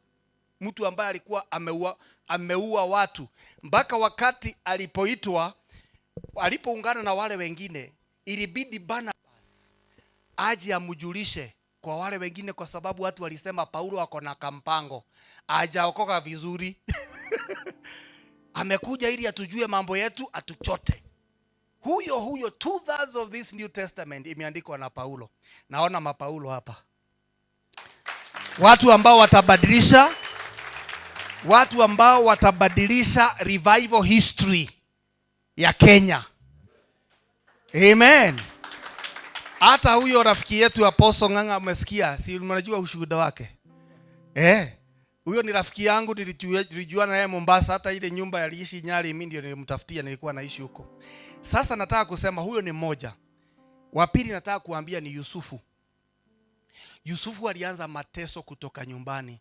Ni wangapi hapa pengine uliteswa kutoka nyumbani, ukakasirika, ukasikia umeuzwa na ndugu zako, umesikia uchungu? Usiogope, ile tu umekataliwa, umeuzwa, haukufurahishwa nyumbani, huo uchungu ukakuingia. Yusufu hivyo aliongea kuhusu maono makubwa, akauzwa. Akauzwa kwa soko na one of the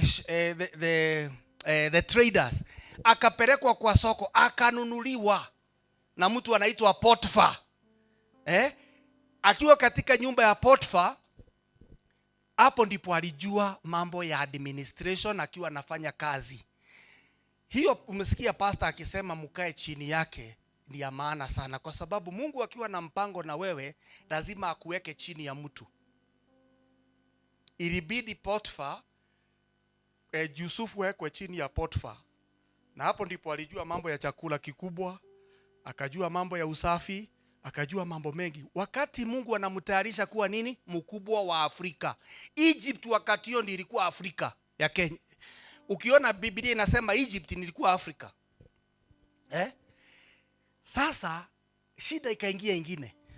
Akiwa kwa Potifa akajaribiwa na bibi yake ili alale na yeye. Lakini Yusufu kwa sababu alikuwa amemcha Mungu akakataa. Lakini ikamuingiza kwa shida, akaingia prison. Si kwa sababu ya ulevi ama ya madawa, ni uzuri. Hebu nikuambie, hata ukiwa umeingia kwa shida gani, Mungu atakuinua. Mungu atakuinua. Huyu hata hakuingia huko kwa sababu ya shida, aliingia kwa sababu ya haki, kusimamia haki. Hapo akakutana na mtu ambaye akamtafsiria ndoto. Hapo na akamwambia nikumbuke. Huyo mtu alimsahau miaka 2. Kwa sababu gani? Wakati wake haukuwa umefika wa kutawala. Wakati wako unakaribia. Amen. Mungu ako na wakati. Sasa Farao akakuja akachanganyikiwa na ndoto. Ndiyo maana akakumbuka kwamba kuna mtu nikiwa jela aliniambia kuhusu mambo ya ndoto yangu. Na huyu Farao amechanganyikiwa hapa, ako na mtu jela ambaye anatakiwa kumsaidia. Kwa hivyo atakuwa umepitia maisha gani, usijali, potential yako haijakufa. Ndio pastor akasema, Yesu akasema, nilikuwa jela na huku nitembelea. Halo? Nilikuwa bila chakula, hauku nilisha. Sikuwa na nguo, hauku nipatia nguo. Kwa hivyo usio unaogopa. Ya mwisho Dakika ya mwisho Yusufu alifanyika mkubwa Egypt. Na hiyo Egypt ilikuwa Afrika wakati huo. Chakula yote ya Afrika ilikuwa inatoka Egypt, ndiye alisimamia. Na wewe utasimamia mambo makubwa. Unasikia ni miaka ngapi? Miaka 17 ya kuteseka ya Yusufu. Mwingine ni Daudi. Daudi alikuwa shepherd boy. Mtu wa kuchunga mbuzi, anapelekea vijana ndugu zake chakula, anakuta Goliath akitisha wana wa Israeli. Akasema, kwa nini mnatisha watu wa Mungu? Mnajua hadithi yake, si ndio? Akaweza kumuua Goliath kwa sababu ya ujasiri wake. Hapo alikuwa amepigana na nini? Na bear na lion, Zile vita umepigana mapema itakusaidia katika maisha yako. Si ati ni vita ati ya kupiga tu watu. Ile kungangana. Yeye alingangana. Kuua simba si rahisi. Halo? Simba si rahisi, lakini Mungu aliruhusu simba aje ampige. Hata anaitwa nini? Bear kwa Kiswahili anaitwa nini? Yes. Ukiangalia huo mnyama ni tisho. Umetishwa na maisha, lakini siku moja hiyo strength yako, kama vile ametumia strength yake, sasa anatumia hiyo strength kufanya mambo ya Mungu na mambo makubwa. Hivyo ndivyo Mungu atafanya kwako. Finally alipoua huyo Goliath akafikiri mambo ni mazuri. Unajua kuna wakati unafikirianga unaingia kwa shida hadi nyingine. Unafikiri unasaidia watu. Wamama wakaimba wimbo, wakasema Daudi ameua Sauli ameua 1000, lakini Daudi ameua maelfu. Hiyo sifa ikamuingiza kwa shida nyingine. Sasa anatafutwa na yule ambaye anatakiwa kumpatia kiti, ndiye anamfukuza. Alifukuzwa miaka 16. Akakimbia kwa caves kila mahali, matisho. To cut the long story short, David became the most successful king of Israel and never lost any battle. Kwa hivyo ile shida umepitia isikutishe. Umekuwa unaweka muscles, lakini be focused. Kwa sababu hatuambii mahali David alikasirika akakunywa pombe na akalewa na akaanza kujichanganyisha. Lazima ukae na bidii na ukae focused. Hata shida ikija uweze kusimama. Amen. Ndiyo maana akakuwa the most successful king of Israel and he never lost any battle. And David died of good age, full of riches and honor. May that be your portion. Hiyo portion yako. Mtu ambaye aliteseka miaka 17 akitoroka mtu. Wa mwisho ni Yesu mwenyewe. Yesu alipozaliwa, ujue, hebu nikwambie, watu ambao wanajaribiwa na mambo kutoka utotoni ni mbegu ya ushindi ambayo inapigwa na shetani. Ukiona mtu yote amepitia shida, ujue kuna mbegu ndani yake kama yake. Can you imagine mtu ambaye amekutana na maraisi, anatengenezea maraisi viti? Mbele umesikia ilikuwa ni kama movie. Yake lazima hata inaweza kuwa movie. Inaweza kuwa the best seller movie. Mtu akiandika script ya huyu aweke movie, it will be sold in millions. Kwa sababu nimesikiza pale nikasema my God, na anaishi. Yesu alipozaliwa watoto waliuliwa akitafutwa.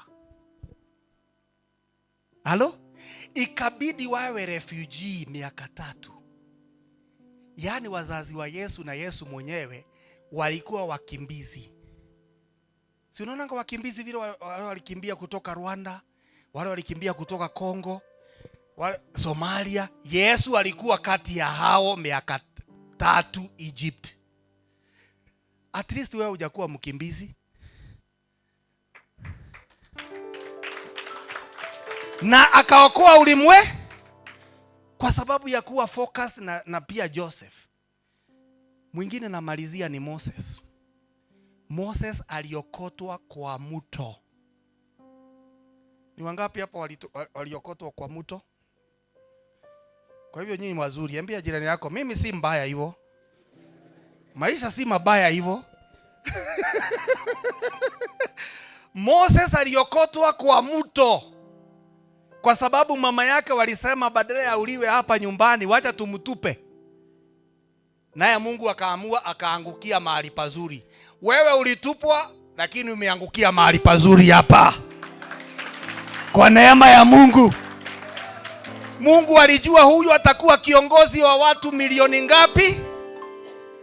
Mungu akiona Moses aliona watu milioni 2. Mtoto Musa akafanya atunzwe kwa Farao. Akatunzwa. Alipoona tabia yake imeimarika kama masomo, mambo mengi, na wale watapata masomo kama huyo wa laptop, endeleeni kusoma.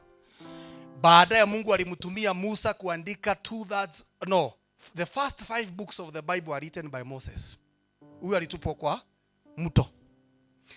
Baadaye kukatokea shida, akisaidia Muisraeli, akaonekana ameua, akakimbia kwa Jethro. Huko nako akakaa miaka 40 akichunga mbuzi. Kumbe Mungu anayamtayarisha kuchunga mbuzi ili amtayarisha kuchunga kondoo watu milioni 2. Hakuna masomo inapotea. Hata hiyo ambayo unang'ang'ana kubebea watu, ni kwa sababu Mungu anajua utakuwa tajiri. Ukiona mtu mwingine anako na shida utamuelewa. Pastor ako na huduma very special kwa sababu amepitia hiyo mambo yote. Kwa hivyo hata wewe siku moja utasimama uonyeshe watu kwamba mimi nilikuwa hivi na sasa ninainua mamilionea. Amen. Tutamjua Yesu namna gani mbinguni? Tutamjua na alama ya msumari. Hizo alama ndizo Mungu anatumianga. Hizo alama. Yesu alipofufuka, Tomasi walijua aje ni Yesu. Hakusema angalia nguo yangu vile iko nzuri. Aliangalia sema angalia mkono. Kwa hivyo wewe uko na alama. Hiyo ndio alama ya ushindi wa Bwana. Siku moja utatangaza hiyo. Tutamjua Yesu na alama kama hizo alama za pasta. Ndizo sasa Mungu anatumianga. Kwa hivyo nimemalizia. Nilikuwa leo level imeenda ya juu ya ushuhuda. Hatutakuwa na wakati mwingi wa kuweza kushuhudia, lakini ningesema hivi, hata ukiona maisha imeisha. Nilikuwa naambia watu Jumapili iliyopita, kuna watu hata walianza biashara zikaisha. Na shida yetu hatuanzangi kushikilia. Nikawaambia hivi, unajua Toyota ile kampuni, mimi ni msomaji, nimewaambia ni mimi ama scholar. Napenda masomo sana.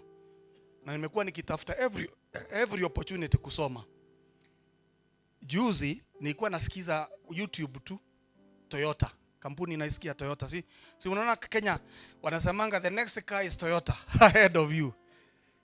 Behind you unajua kiwanda cha Toyota kimeisha mara 7. Have you ever known that? Kiligongwa wakati wa First World War na Hitler. Ikaisha. Alafu ile inaitwa nini? Hurricane. Nini inaitwa nini? Tsunami. Kiwanda cha Toyota kimemalizwa mara 5 na tsunami. Na bado wanaendelea.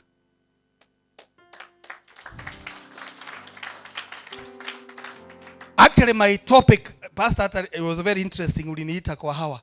My topic has been persistence. Kushikilia. Usikate tamaa. Hiyo ndio nafundisha kanisani. Kushikilia.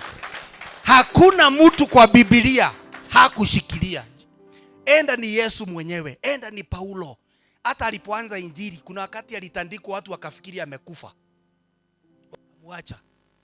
Na huyo Paulo hakuwa ameandika Biblia, ndio maana Mungu angeruhusu akufe. Walifikiri amekufa kama vile pastor.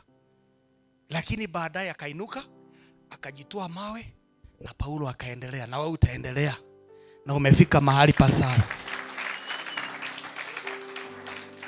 As I hand over the meeting to pastor, baadaye tutakuja kutakuwa wakati pastor mtaendelea kujipanga, tutakuja tufundisha semina mzima ya biashara, jinsi ya kupata business ideas, hata kujianzisha mahali huko ili uendelee.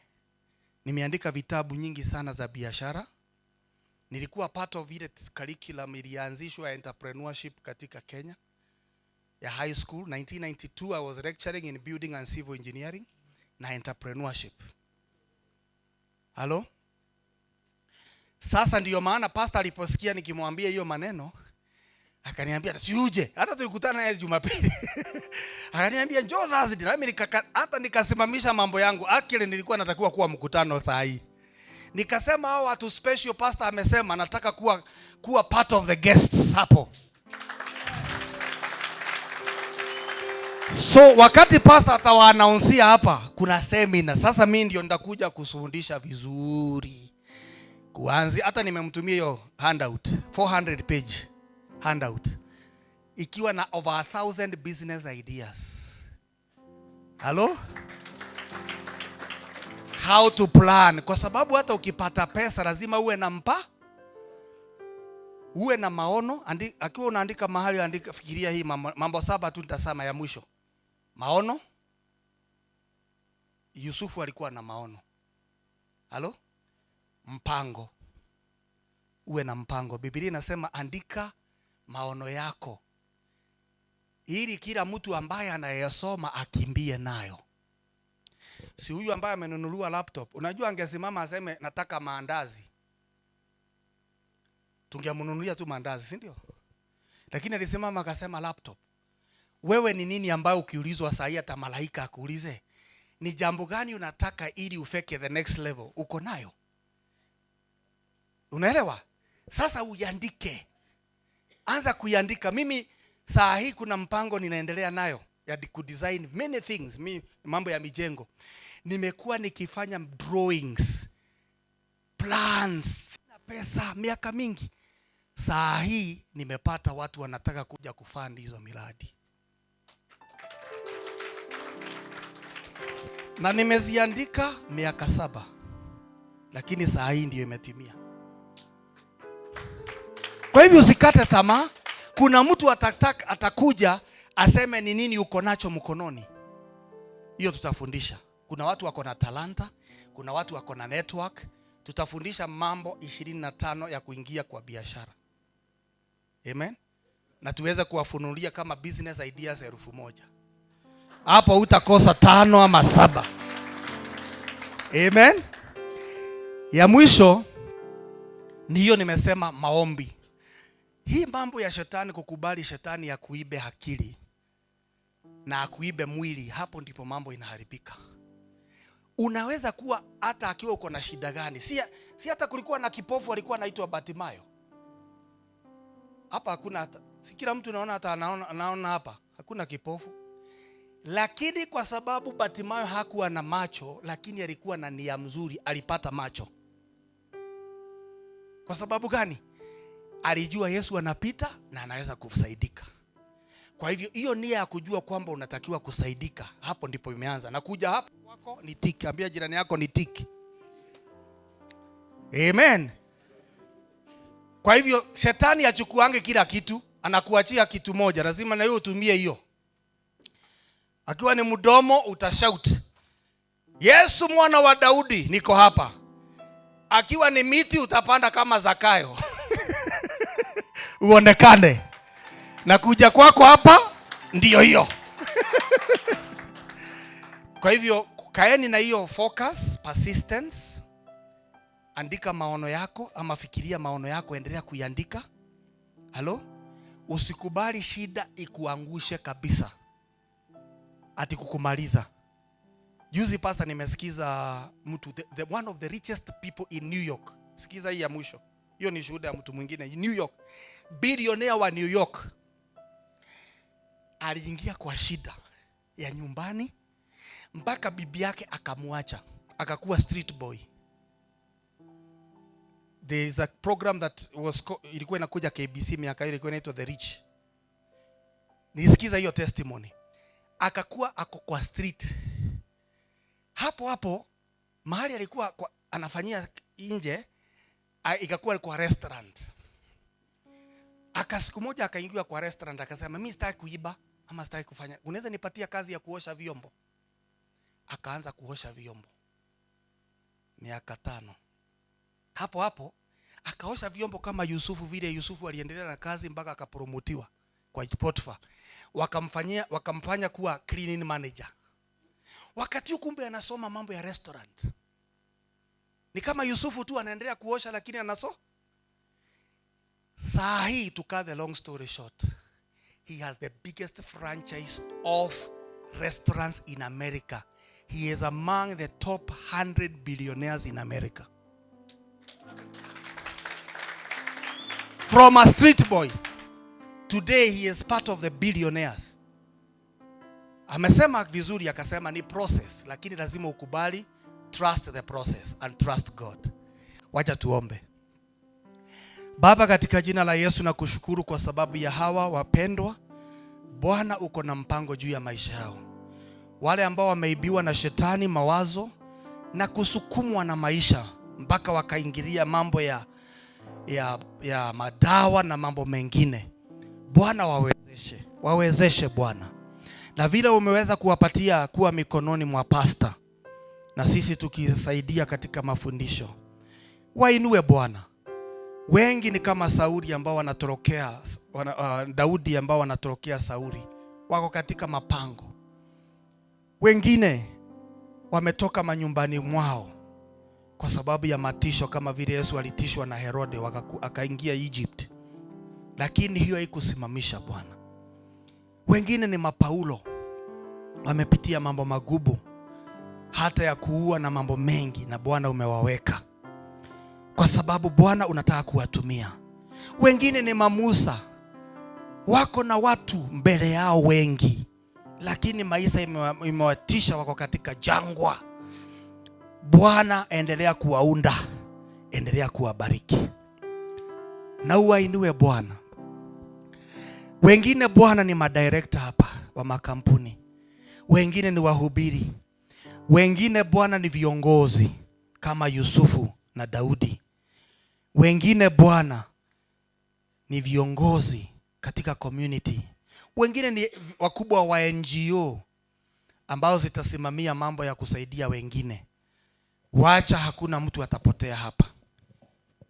Asante Bwana kwa sababu ya maono ya apostle, vile umemtumia, hata maisha yake na alama zake anazitumia kujenga wengine.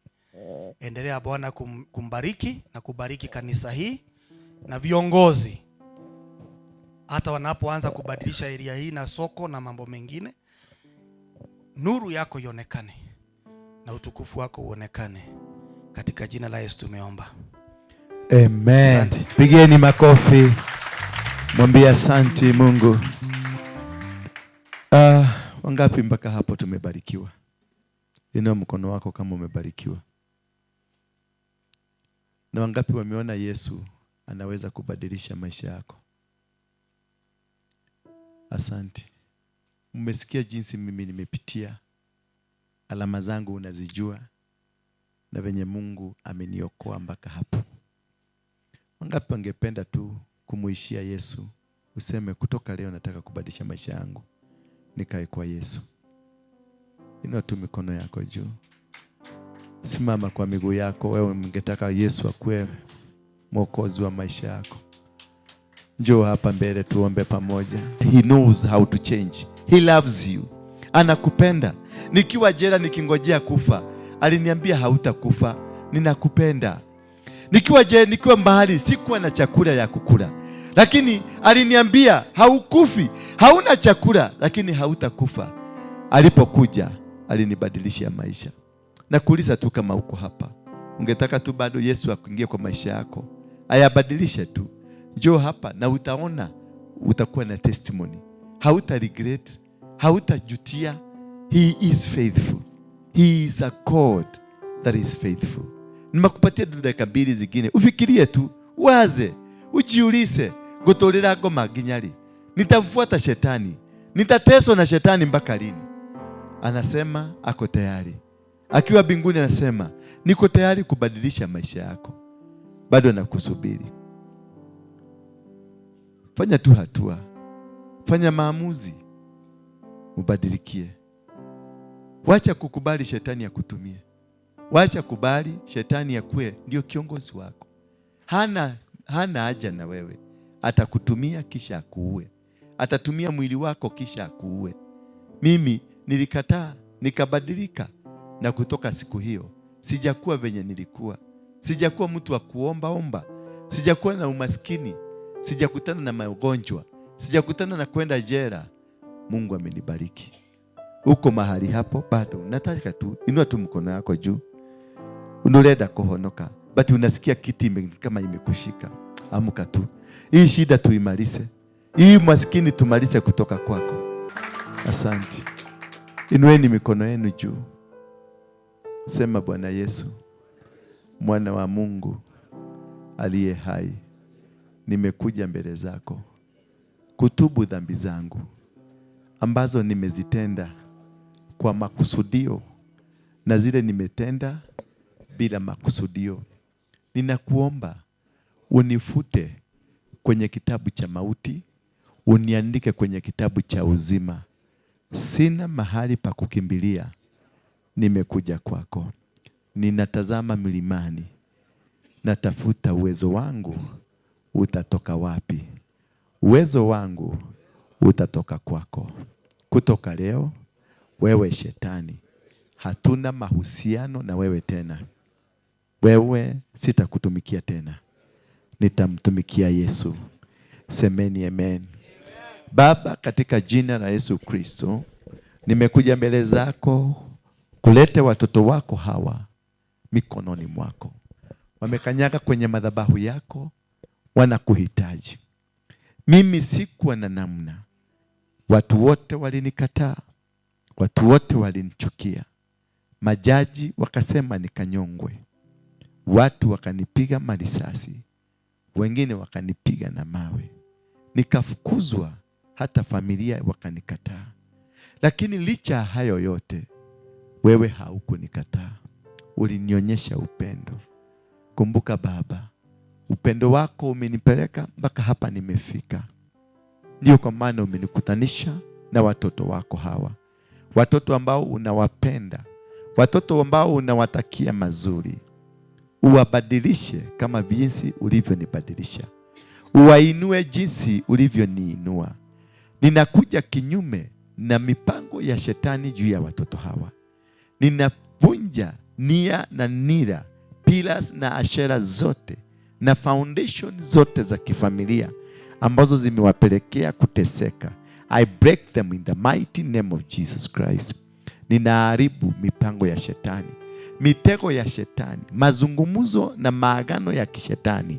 Yote ninaivunja katika jina la Yesu Kristo. Ninatabiria watoto hawa wakainuke. Ninawatabiria kwenye biashara zao ziweze kunawiri. Ninawatabiria kwenye familia zao wakubalike. Kenya iwakubali. Udongo wa Kenya uwakubali. Mahali popote watakapoenda wakubalike. Neema yako ikue juu yao. Kibali chako kikue juu yao. Na watashinda. Na wataitwa tena washindi pamoja na wewe Yesu. Na ni katika jina la Yesu Kristo naomba na kuamini. Tumpigieni Yesu makofi. Sasa nyinyi mmeokoka. Lakini mimi najua wengi wenu mmekunywa madawa, wengi wenu mmekunywa chang'aa, wengi wenu mko addict. Nitakuwa gumu. Siwezi nikakwambia ati kutoka leo usikunywe, lakini najua it is a journey. Na hii journey nataka mnikubalishe tu. Nitembee na nyinyi. Mnikubalishe tu. Ni journey kubwa, ni mgumu, ni milima na mabonde. But I know this God can change your life. I know this is a process ambao utatembea. Ndio utabadilisha. Financially mtabadilika. Physically mtabadilika. Na Mungu atawapatia kitu kingine ya kufanya. Bwana Yesu